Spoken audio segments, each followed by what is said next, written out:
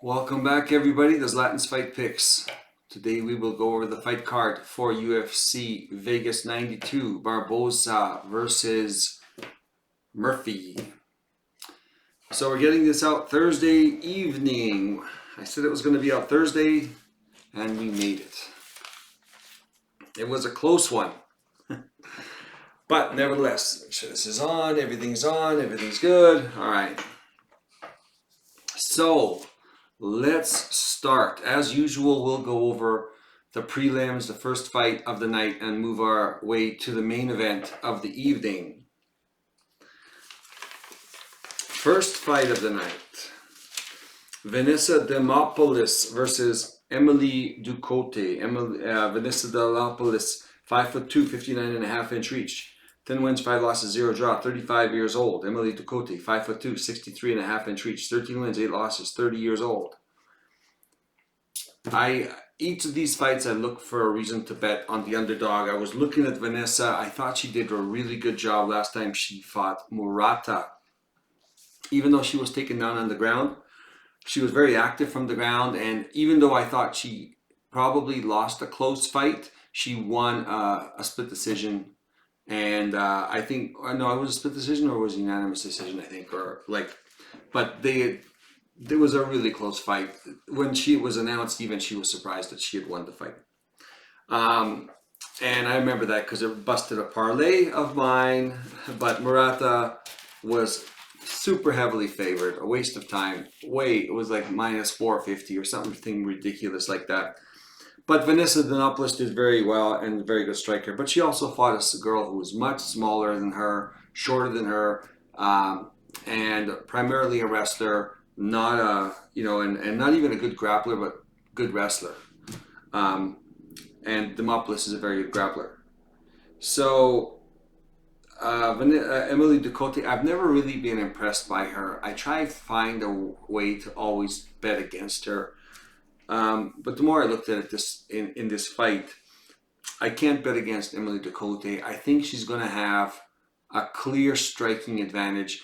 You're going to see Vanessa charging in, throwing those big looping punches. And as long as Emily Douot is aware of those, I think Emily Douot is going to have the striking advantage. She's going to have the volume advantage, where I know Demopolis is high energy and always striking from different angles and everything else. And she usually wins it just by sheer determination. I think Douot's got the volume. I don't think she's got the power. She's got the volume.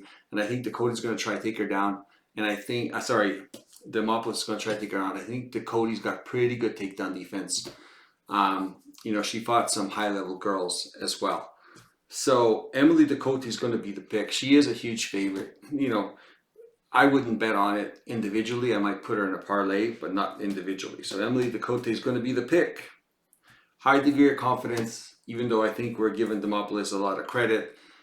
Even I was looking at it a second time. I'm like, I can't see her winning. But stranger things have happened.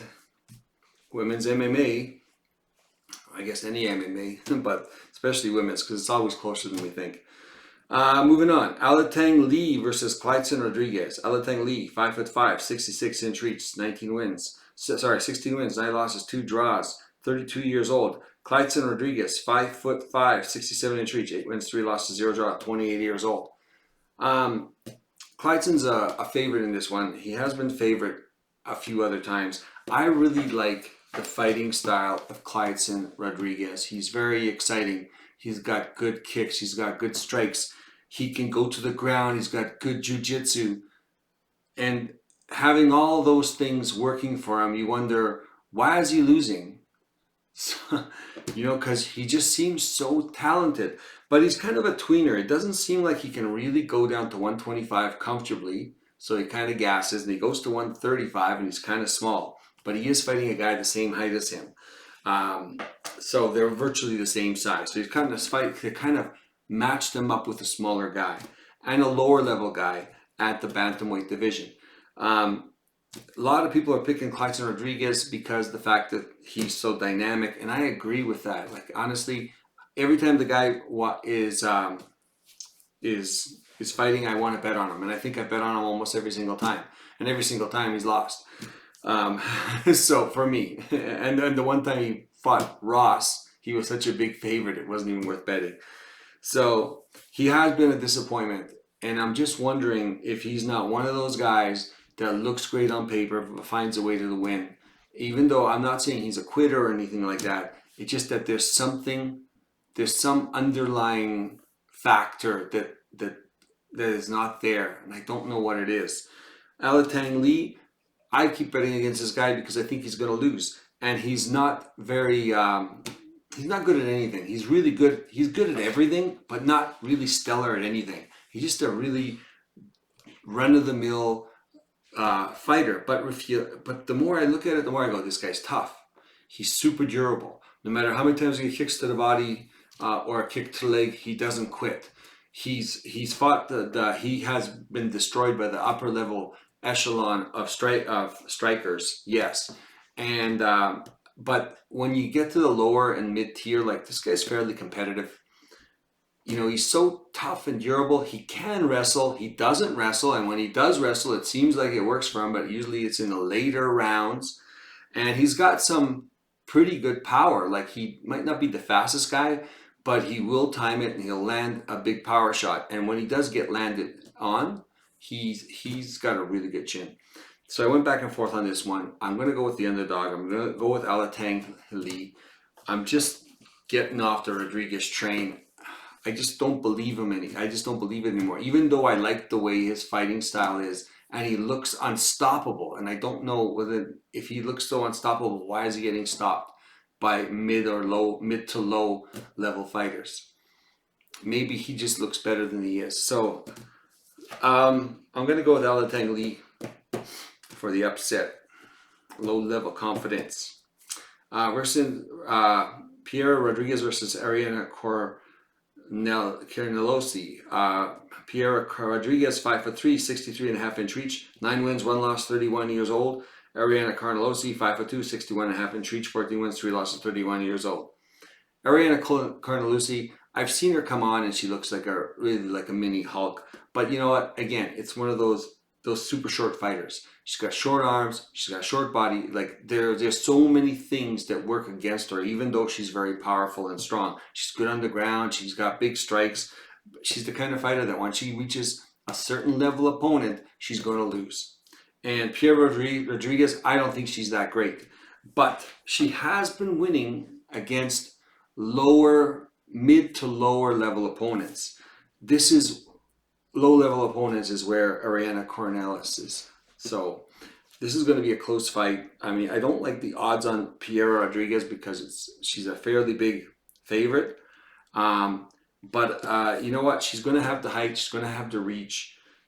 I think she's well-rounded. I don't think they're going to gas. We know Cornelis is the dog and she's not going to gas. But I don't think she's going to win. I don't think she's going to be able to take Rodriguez down. I think she can throw some punches, but I think coming in, Rodriguez is going to out-jab her. Rodriguez is going to be going around the outside. You're going to have Cornelosi following her around. And I think it's just going to come down to the amount of strikes, and I think Rodriguez is going to win this one. So, fairly high degree of confidence. I don't see Cornelosi's coming in from a long layoff, some injury. Who knows? Maybe she'll come back and she's been training. I can't see it. Her physical attributes are always going to hold her back to not reach a certain level. Rodriguez is going to be the pick. Abus Magomedov versus Warley Alves. Abus Magomedov, 6'2", 78-inch reach, 25 wins, 6 losses, 1 drop, 33 years old. Warley Alves, 5'11", 72-inch reach, 15 wins, 7 losses, 33 years old. Same age. Warley Alves is going to be much smaller, much less reach. He is moving up from welterweight to middleweight, and that's the only tricky part to hold there. He's moving up to a bigger weight class, but we've also known that he's got a lot of problems with his cardio. So, and I think that a lot of problems with his cardio might be getting fixed, even though he looked really good against what's that guy? This Danish Dynamo. He ruined the big parlay of mine one time. Anyways, the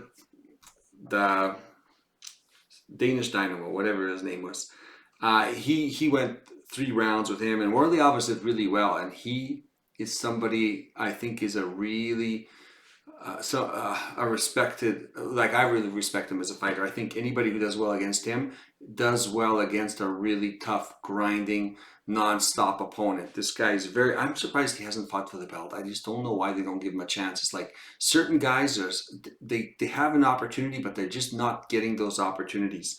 And what's his name? Whatever his name was, the Danish Dynamo. He should be fighting for the belt. The guy's been going through guys, and I don't know why they don't give him a chance. And this is almost like a scenario with maybe he's not as good as Pantoja. Well, it took years to get him a title shot for no apparent reason. You know, it just I think he's being overlooked as well. The Danish Dynamo. So Worley Alves had a good fight against him. I think he's looking better now. I think he's just, I don't know, he's a very explosive type of fighter. He was getting tired before, and he's good on the ground. He's got these big shots that he can land, and he's, you know, hurt people before, and I think he's fairly durable. I really like the way he fights. Apart from his gas tank issue, and I think he solved that. I like the way he fights. I don't like the way Abus Magomedov fights after the first round. So in the first round, he can go all out and he can possibly knock you out. I don't think he's knocking out Alves. I think Alves can survive that. If Abus Magomedov paces himself, he's definitely not knocking out Alves. But his only path to victory, I think, is if he tries to knock out Alves. And I think Alves is very dangerous, and I think Alves can knock him out. So Alves is a huge underdog. I've been waiting to see him in a really tough matchup to bet on him as an underdog, because I really think we're always underestimating what this guy can do. And I think he's going to surprise some people. I think he's going to beat Magomedov. I don't know if he's going to knock him out. He might knock him out, but I think he's going to beat Magomedov. And he's a huge favorite. I'm just not impressed with him. I think Alves is going to survive the first round and move into the second round. And if he doesn't win the decision, I think he's going to KO him. Low level confidence. But Alves, Worley Alves is going to be the pick.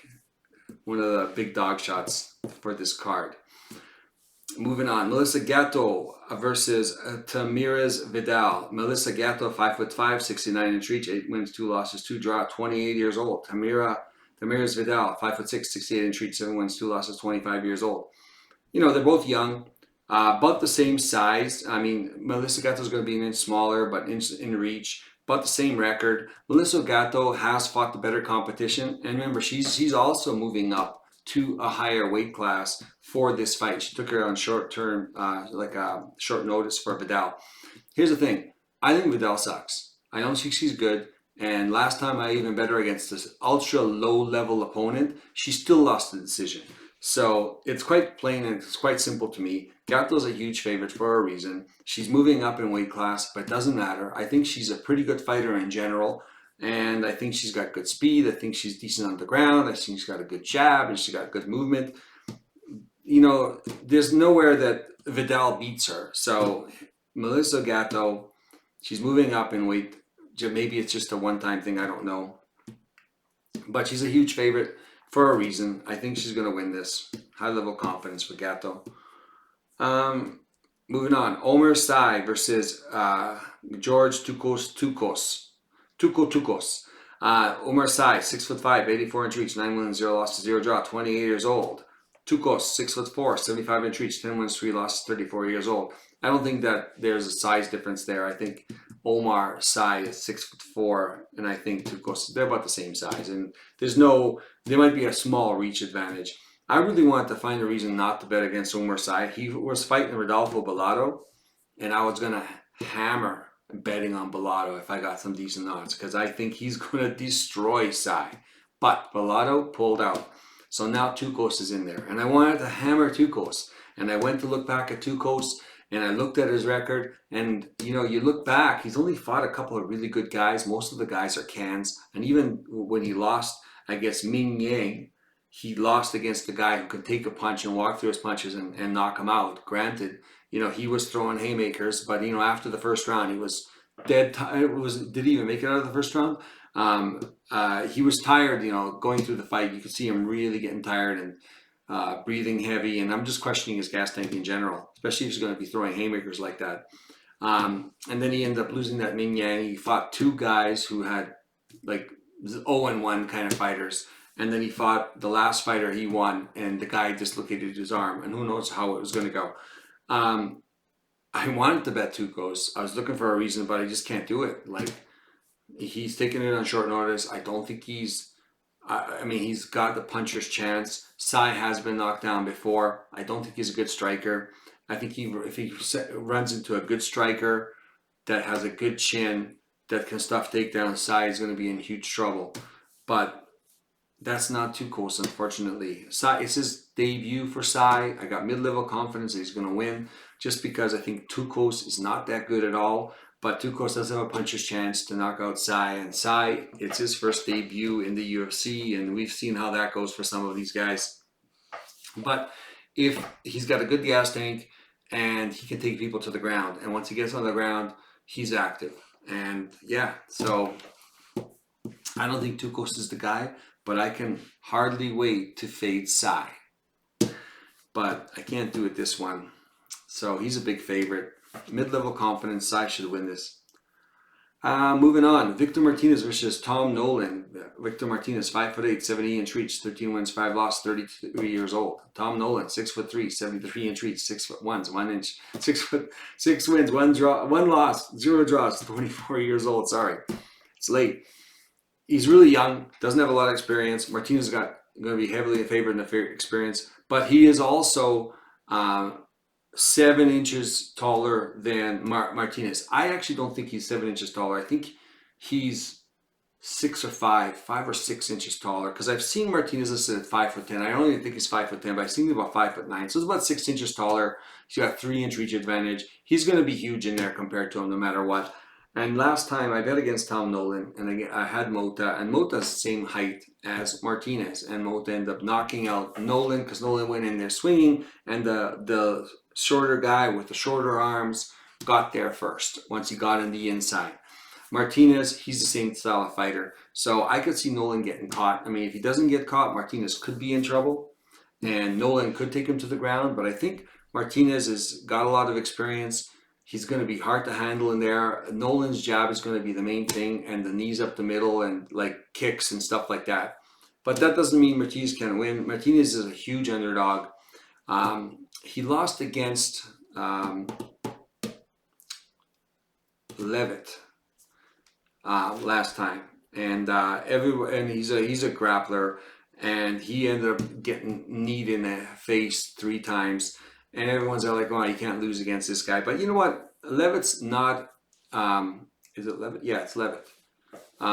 Jordan Levitt. He's actually kind of an underrated, sneaky striker. I've seen him fight against some decent competition and actually put up a pretty good fight. So I think a little too harshly on him on this one. Not to say that Nolan can't do the same thing. I think that we're a little too harsh on him. I think Levitt is better than we think he is, and I've seen him strike against guys who are decent strikers, like not fantastic strikers, but decent strikers. And he's sneaky with his kicks and with his punches, and the way he approaches it, he's kind of awkward. So I'm willing to give him a pass. A lot of people aren't. Nolan, and here's the thing: is I minus 500 for Nolan. I just don't want to bet on this guy. Like, I mean, he comes in, he gets knocked out, by a guy that Mota, who's very low level. And Martinez is very low level. I think Martinez also trains with, who was that guy last week? Who I picked as the biggest underdog to win. What's his name?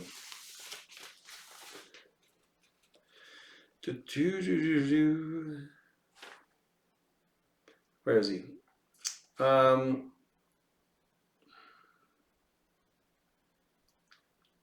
Ferreira. They're training partners, and they drive down to Austin, Texas, or whichever Texas town, 7 or 9 hours to go train. And they're both training partners. And Ferreira's looks fantastic. His cardio looks fantastic. So I mean, if some of it's rubbing off as far as cardio and training goes, he should be coming in ready. I'm I'm going to go for the dog shot here again, and hopefully Nolan is the disappointment that we think he is, and he's going to get KO'd again by Martinez, and we're going to hit a massive underdog. Lowest level confidence on this one. But I just can't bet on Nolan at minus 500. I don't even know where to put him, and I don't even know what the point is. So, yeah. Let's go, Victor Martinez. That is the main preliminary bout. So that's going to be fantastic. I think it's going to be a good fight. I know I'm going to have money on Martinez, so I'm going to be cheering. Moving on to the main card. Let's go. It starts with Luana Pinheiro versus Angela Hill. Luana Pinheiro, 5'2", 62.5-inch reach, 11 wins, 2 losses, 31 years old. Angela Hill, 5'3", 64.5-inch reach, 16 wins, 3 losses, 39 years old. Angela, obviously the age difference is there. Angela Hill hasn't looked old. Unfortunately, when you get to this age, one of the fights you will. Hopefully it's not this one. She is a slight favorite. Luana Pinheiro is super dangerous. I think she burns out as the fight goes on. I think she's super dangerous in the first round. You saw her against Ribas, where she hurt Ribas in the first round, but as the fight went on, Ribas kept putting on the pressure and wore her down. Angela Hill fights the same way. So, I'm going to pick Angela Hill on this one. I think she's going to win this one. Luana Pinheiro is going to be dangerous. I don't think she's going to be able to catch her in a submission. I think it's going to be a stand-up fight. I think Luana might try to take her down. I know Dern was able to take Hill down. I'm just surprised because, I don't know. Hopefully she's fixed some of that, because just the way she was taking Hill down wasn't necessarily takedowns and like judo trips and stuff like that. So hopefully she's worked on that, because I can see Luana maybe doing that, which would worry me, but I don't think she's going to be able to do it as well as Dern did. And I think Hill, having the experience with Dern, will know what's up. And Hill will be, a little bit larger, a little bit longer, and she knows how to fight a little bit longer, and she's very tough. She's very durable. I think Pinheiro in the Ribas fight, you saw second and third round, she just got broken with all that pressure. So I'm expecting Hill to do the same thing. 39 years old is the only question mark. Still a high degree of confidence. I don't think Pinheiro is at her level. The only thing that can happen is we see her get old that fight. And hopefully that doesn't happen, because I'm going to have money on Hill. Moving on, Adrian Yanez versus Vinicius Salvador. Adrian Yanez, 5'7", 70-inch reach, 16 wins, 4 losses, 30 years old. Vinicius Salvador, 5'7", 70-inch reach, 14 wins, 6 losses, 27 years old. Adrian Yanez, he broke a huge parlay of mine when he got leg kicked to death by Martinez. And I wasn't really happy with him. He couldn't get a striking game going. I think, he's a great boxer. He's definitely got to start checking leg kicks a little better, maybe throwing a few leg kicks himself.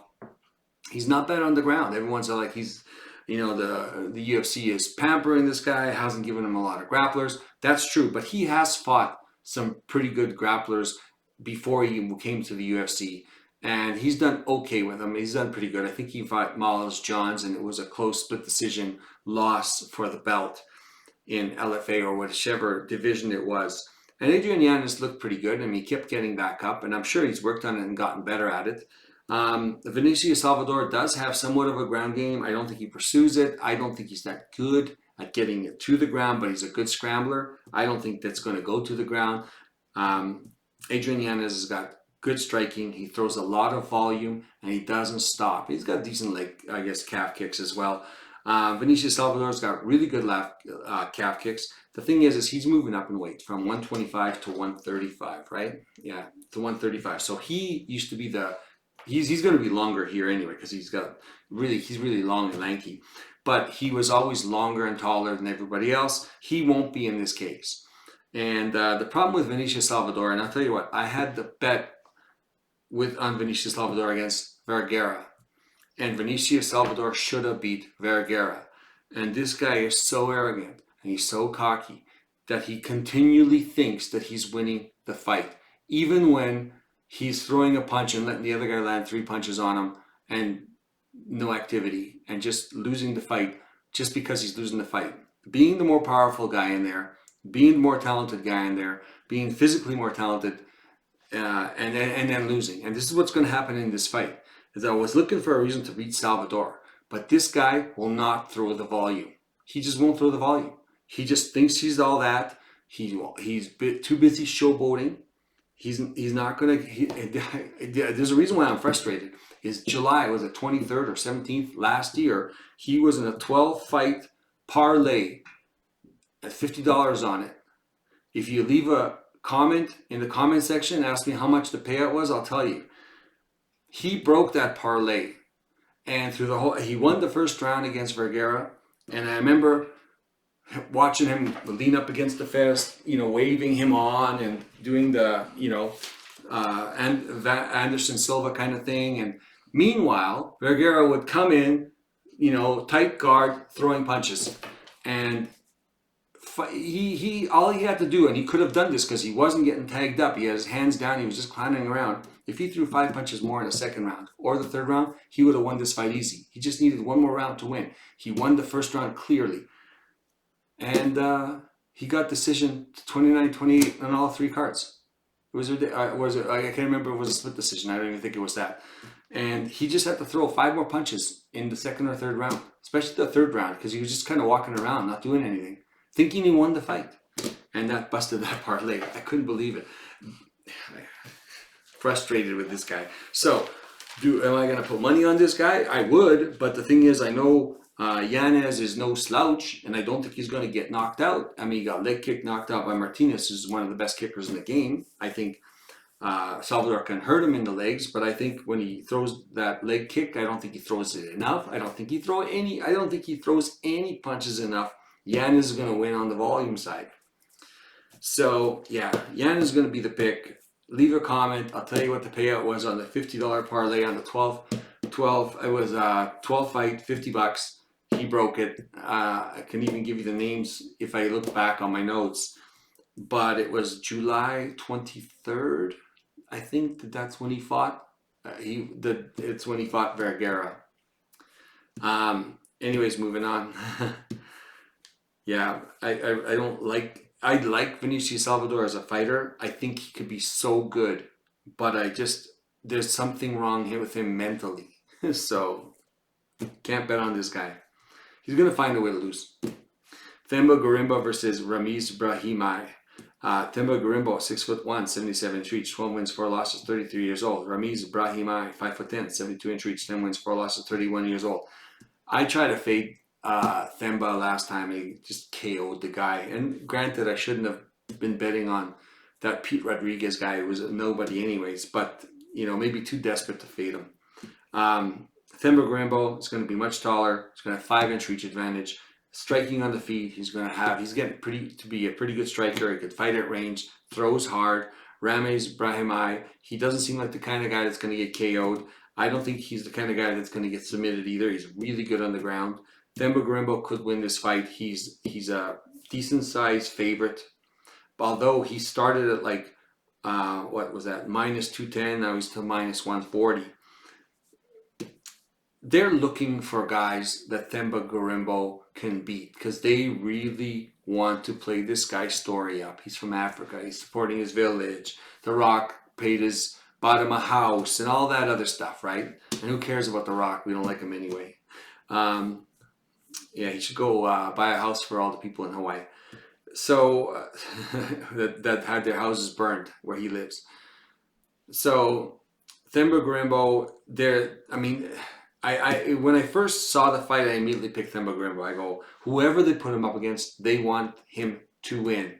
They want him to win. So they're going to pick the guy who they think he can win. And Ramiz Brahimaj hasn't fought in over 2 years. And he was injured, and I don't know what happened. But over 2 years, he hasn't been in the ring. And he's decent to beat the lowest level guys. But he's fought some pretty decent competition. And they've just destroyed him. So he didn't have a chance against those guys. So that's the thing is, really talented, but he will lose against the mid-level guys. Themba Gorimbo, we don't even know where his talent level is because he hasn't fought anyone. He beat Sato, he beat Rodriguez, he lost against Agent Fletcher. Okay, that was his debut. He gassed out, this and that, whatever reason. And you know what? I'm not buying into it, and I'm going to fade him again. So even though Ramiz Brahimaj hasn't been here in over 2.5 years, I think he's come from a good gym. I think he's coming back. I'm thinking that the UFC is thinking that Themba can beat this guy. That's why they're setting this up. But you can't always get what you want. And it's going to be one of those things where last week when they're really trying to get Rebeski up and they thought Ferrer was going to get rolled over and Ferrer didn't. Granted, it's not the same kind of example because Ferrer's super talented, just old. Ramiz Brahimaj is going to be a problem for Themba on the ground because he's really good on the ground. Themba's not going to be able to submit this guy. It's going to have to be on the feet that Themba knocks him out. And that's going to be the decision is, come the second and third round, is Themba going to slow down? And because we know Ramiz Brahimaj, he's got some decent cardio. He's a grinder. I mean, the times he got tired is the times he fought those, what are the two guys? Two mid-level guys, and he was tired, I think, in the third round because they kept taking him down, they kept punching him, and just we're wearing on him, right? So, nevertheless, Ramiz Brahimaj will be the pick. Low-level confidence. He's there to lose, but I don't think he's going to lose. But hey, one thing I can say about Garimbo, he has been improving while he's in the UFC. So I imagine he's training hard. But Brahimaj is going to be the pick. Next, co-main event, Chaos Williams versus Carlson Harris. Chaos Williams, 6 feet tall, 77-inch reach, 14 wins, 3 losses, 30 years old. Carlson Harris, 6 feet tall, 76-inch reach, 19 wins, 5 losses, 36 years old. Williams is the slight favorite.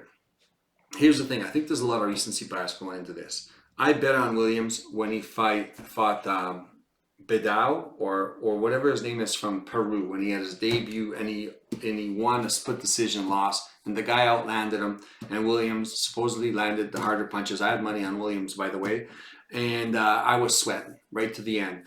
And I thought, man, this guy maybe sucks a lot more than I thought he did, right? Yeah, they just got outlanded and he couldn't knock the guy out. The guy wasn't intimidated. He kept throwing punches, kept getting in close to Williams, and Williams was just getting tired. The guy was just throwing way more than he was. So it was a close fight, but he did win. Carlson Harris, you know what? I saw him beat some low-level guys, last-minute guys, and I actually like Carlson Harris. I like the way he fights. I'm a fan. He's 36 years old. He still doesn't look too old. He's got these really long arms. He's got these chokes that he just manages to land and all that stuff. And last time actually I bet against him because I thought he was going to lose against that wrestler. What's his name? I'm blanking out. That's it. Anyways, and he was getting pretty well handled, taken down to the ground.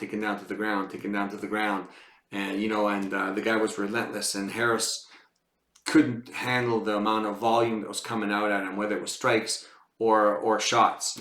And then eventually he got a really good choke on him. He has this one anaconda choke, whatever it was, and it's a really good choke. And then he choked the guy out and he won the fight. So, recency bias. Harris pulls it out in the second or third round. I think it was a third round choke to save it because he was losing the first 2 rounds. Williams, who was supposed to beat this guy in his debut, couldn't knock him out, couldn't hurt him, and just basically almost got out-volumed out of that decision. So, recency bias. I don't see Carlson Harris outstriking Williams. I don't see him knocking out Williams. He couldn't knock out Night Train Gooden. I don't think he's knocking out Williams. Night Train Gooden is pretty good on the ground. Got good defense. I think Williams got decent defense. I think Williams has decent defense as in takedown defense. He's never even getting to the ground to have to defend submissions. The only guy who was willing to take him down or could take him down is Pereira. And if you look at Pereira, he was a monster in there at 170, and he would just run at him full steam ahead, pick his legs up, and drive him across the whole ring to take him down. And even then, he couldn't necessarily hold him down on the ground. So I don't see Carlson Harris doing that to him. Pereira is a specimen, and he was huge at 170. Williams is going to be the pick. Yeah. Moving on, Edson Barboza versus Lerone Murphy. Edson Barboza, 5'11", 75-inch reach, 24 wins, 11 losses, 0 draws, 38 years old. Lerone Murphy, 5'9", 73.5-inch reach, 13 wins, 0 losses, 1 draw, 32 years old. I remember Lerone Murphy fighting that guy who just came in on short notice from Brazil, and I can't remember his name. I'm not going to look it up. Bore you guys. What's his name?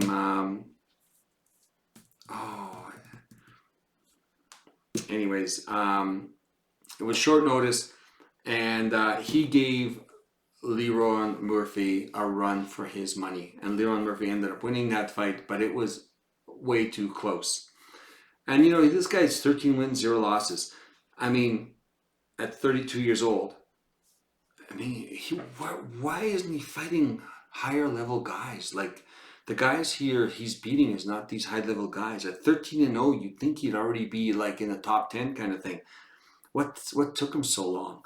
I'm not saying he's bad. He's pretty good. He's really long and lanky, but he's not going to be longer and taller than Barboza. So Barboza's going to have the height and the reach advantage. Barboza's a really good striker.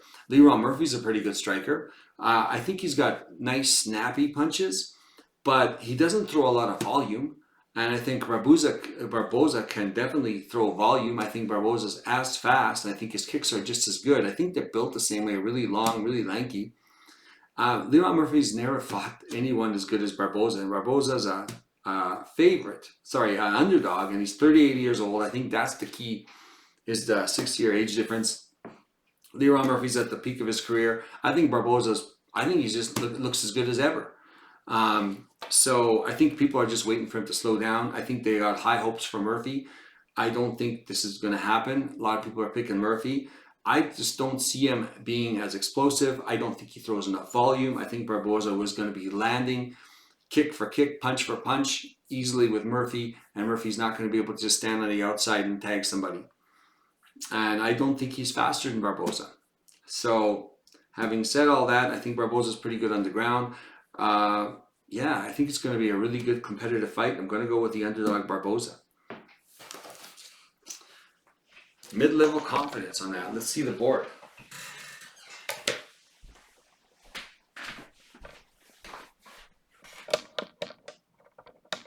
How's that look? You know, can you see it?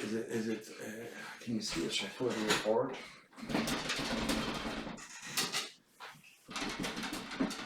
Glare? Should I? Is it like that? Is that better? Or maybe that spins the other way. I just want to get the glare out. Okay, should be good. So, again, not financial advice. Bet what you can only afford to lose. This is my best guess at most confident to least confident. And take what you can from it, do your own research, maybe put it in together with your knowledge, and maybe make parlay or better bets, or however you want to do it, or take a survey and see what everyone else is thinking. To me, there isn't like a real huge blowout on my board. Like, to me, I'm not betting these ones individually because I think the odds just aren't worth it. You just don't get the returns, like minus 400, minus 240, minus 390. The other ones are worth it. This one's not worth it. Minus 475. I mean, it depends if you want to put these high probability ones in a parlay. That can happen as well. And I'll tell you what, it was hard with this fight card to make this board, because as much as I'd like to think certain ones are really high probability, I mean, this card is very, very, very close. It's a lot closer than what these odds are saying. So it wasn't easy making this board. But nevertheless, I got Janz as the most confident. I mean, just because I think he's going to win this fight. I think Salvador's not going to throw the volume, but Salvador's dangerous, and you never know what he's going to look like, right? And this guy has looked terrible. Maybe he's going to turn his life around. Gatto, high degree of confidence as well. And any one of these, it doesn't have to be one or two. I mean, they're interchangeable, really. I could have had her here. So that's pretty high confidence. I think Hill, she's consistent. She's a veteran. I think she's going to beat Pinheiro. But yeah, you never know. Ducote, again, I could have had Ducote here. I could have had Hill here. These are very, very, very close. So Ducote, she's a huge favorite. It's not unbettable, but she should win. She should beat, Demopolis. So moving on, Pierre Rodriguez. Again, high degree of confidence, but compared to this, for many reasons. I mean, I don't really like I put 1, 2, 3, 4 women in the first row. I never do that. And I'll tell you why. It's because these ones are utter low-level confidence. Just Sai, it's his first debut. You don't know what you're going to get. He should win this. Williams, well, he's mid-level confidence because, you never know with what's his name, Harris. But, I don't know if I could have put him up here instead of Piera, but he's in this realm here. Barboza, again, he's got the older guy, underdog. I had to put him in kind of the mid to low just because Murphy is the younger guy, but Barboza should still be more talented than him. Alatang Lee, I'm just not buying into, Gleiston anymore, and I think he's looked pretty good, but it's going to be a nail biter of a fight. Let me tell you, it's going to be close. It's going to go down to a decision, and it's low-level confidence for a reason because anybody can win this, but I'm thinking that he's going to be able to pull it off at plus 130. Brahima, again, low-level confidence. I think he's going to be able to pull it off against Garimbo. I don't think the UFC is going to get what they want. He is the underdog. I'd rather have my money on there. Hopefully he comes back 100%. And, after that, it's going to be a really good fight. We'll see. I think if you'll see in the first round, if Garimbo runs over him, then we're in trouble. But nevertheless, moving on. Alves, I've got him here because he's a huge underdog. Magomedov is huge, big danger in the first round. Alves is going to be a little undersized rather than oversized at this weight class. So I'm a little worried for that. But realistically, I think he's more explosive. He's going to be faster. He's better on the ground and everything else. This guy, he's got insane amounts of potential. It's not always there. And if he has a good fight, he's gonna make it look easy. Moving on, Martinez against Nolan plus 350. Nolan was like minus 500, something ridiculous like that.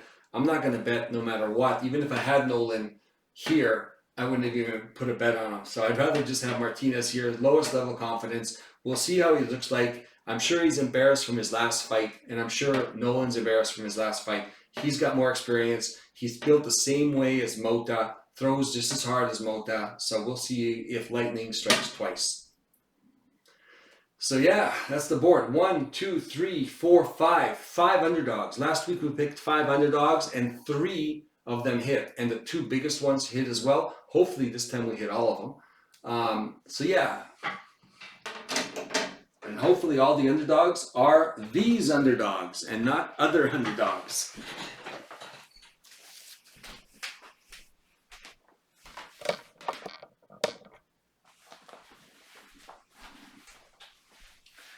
All right, well,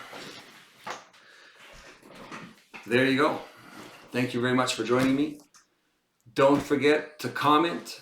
Let me know what you think about the picks, what you agree with and what you don't agree with. I'd be interested to know. There's been a lot more commenting on my videos and I really appreciate that. I like the interaction and the ideas. And also hit the like button if you like the content. Hit subscribe if you want to be notified when the next video comes out, which will probably be the recap. I'll try to do it as soon as I can. Last week I did it on Sunday. I don't know if I can pull that off again, but we'll see. Sunday or Monday. And yeah, thank you very much for joining me.